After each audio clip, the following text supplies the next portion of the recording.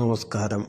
ഇത് ഞാൻ അംബാജിയിൽ നിന്നും മാറി ധാംഗധ്ര എന്ന് പറയുന്ന ഒരു സ്ഥലത്തേക്ക് വന്നു.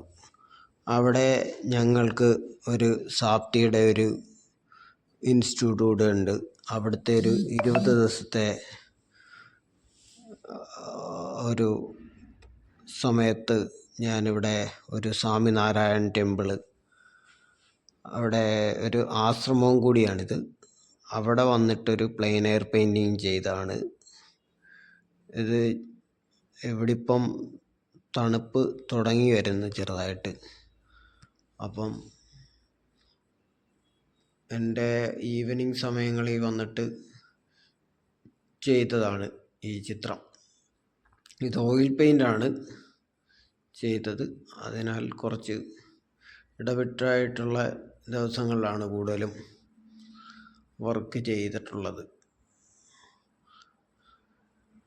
ഇതിൻ്റെ ഉണങ്ങുന്നതിന് ഏകദേശം നല്ല സമയം എടുക്കും.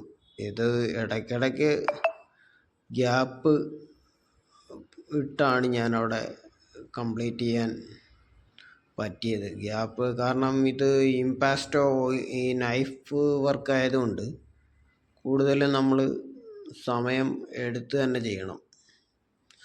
ഒരു ലെയറാണ് ഉണങ്ങിയിട്ട് അതിൻ്റെ മേളിൽ പിന്നെ നമ്മൾ പുതിയ ലെയർ വെച്ച് പൊതുവേ എല്ലാവരും വാട്ടർ കളറോ അല്ലെ അക്രലിക്കോ ആണ് പൊതുവേ ഈ പ്ലെയിൻ എയർ പെയിൻറ്റിങ്ങിന് കൂടുതലും ഉപയോഗിക്കുന്നത് മീഡിയം.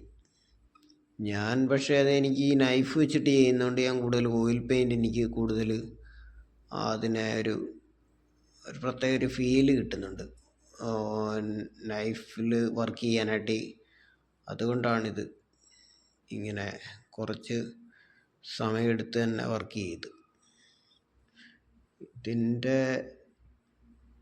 ഒരു പൂർണ്ണമായിട്ടുള്ള ചിത്രം ആകുന്നതേ ഉള്ളൂ. Thank you.